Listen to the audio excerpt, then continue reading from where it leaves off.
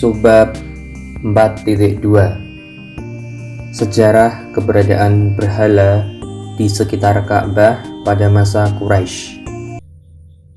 Di masa kekuasaan Quraisy, ketika Ka'bah menjadi tujuan ibadah suku-suku Arab, ia menjadi sumber rezeki bagi penduduk Mekah.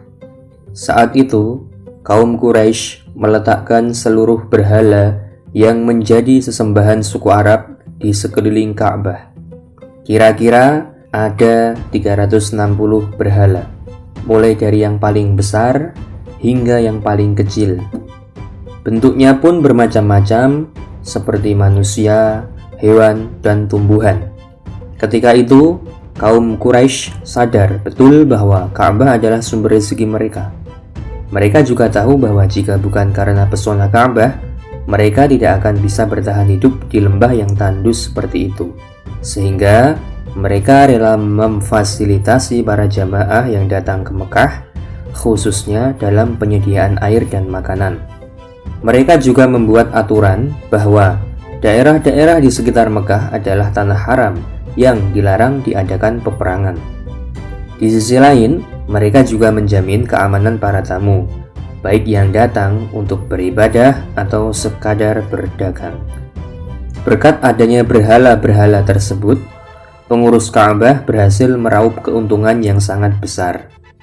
Mereka menjual lembaran-lembaran syair paganisme yang ketika itu tersebar di Mesir, Yunani, India, dan Babak.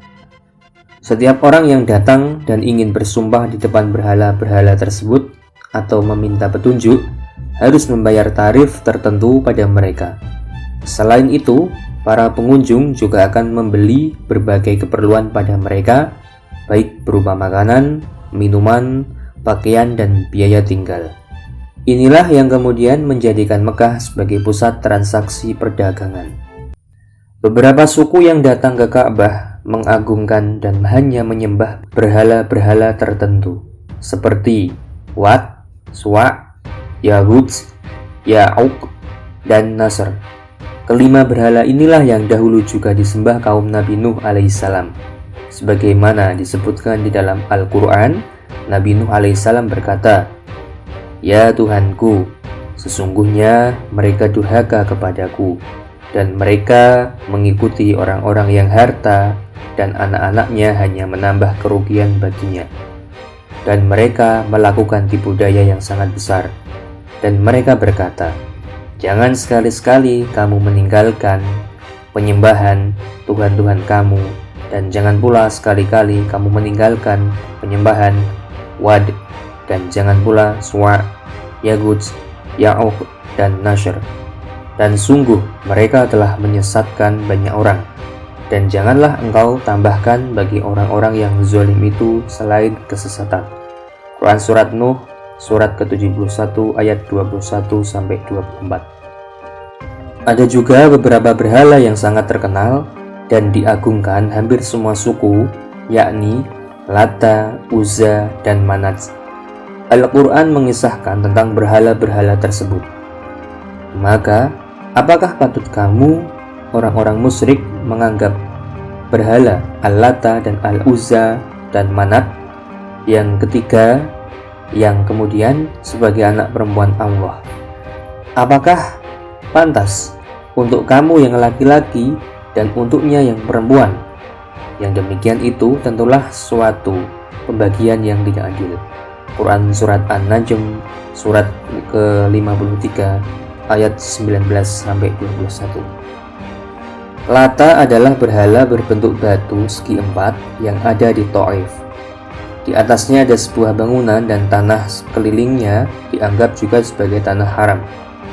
Banyak suku dari bangsa Arab berziarah dan mempersembahkan hewan kurban di sana.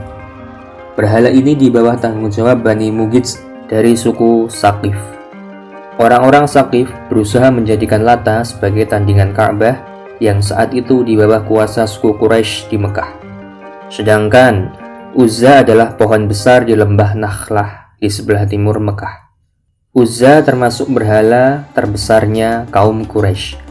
Mereka berziarah dan mempersembahkan hewan kurban padanya. Mereka juga menetapkan tanah haram di sekitar berhala itu seperti di Ka'bah.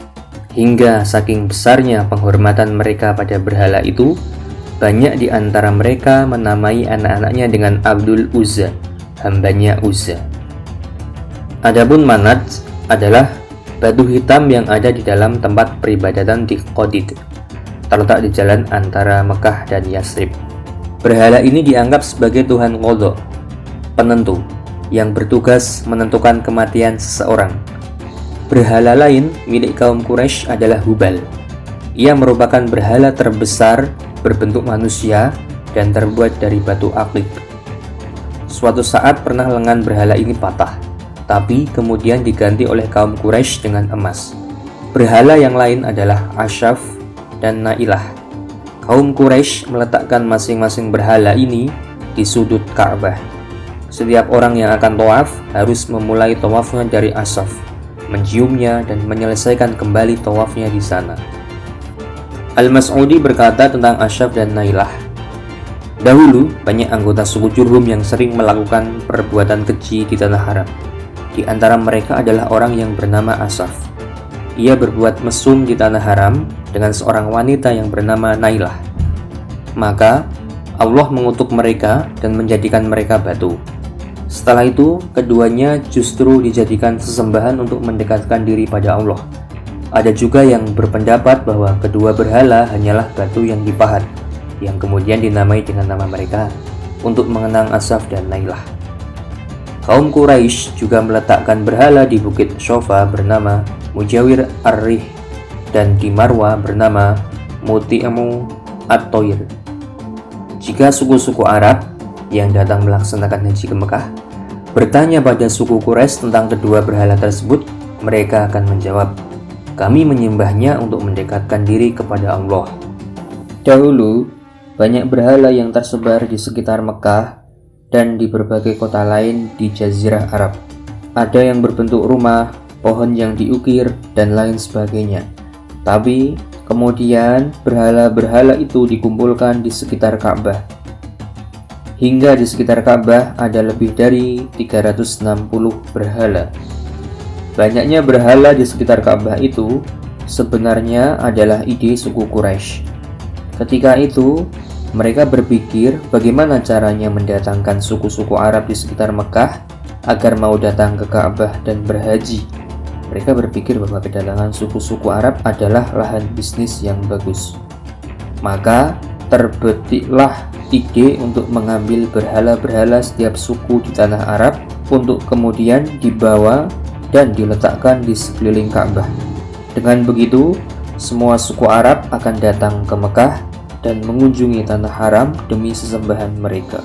Hal itu membuat ibadah suku-suku Arab pada sesembahannya berhala menjadi terbatas, sehingga banyak dari mereka merasa belum cukup menyembah dan mempersembahkan kurban pada berhala-berhala mereka di Ka'bah. Akhirnya, mereka membuat patung imitasi yang mereka letakkan di rumah masing-masing untuk kemudian disembah dan tawaf di sekelilingnya di rumah mereka. Ketika itu, mereka berkeyakinan bahwa berhala-berhala itu adalah perantara mereka dengan Tuhan. Demikian audiobook Sejarah Ka'bah pada episode kali ini, teman-teman. Jangan lewatkan episode berikutnya tentang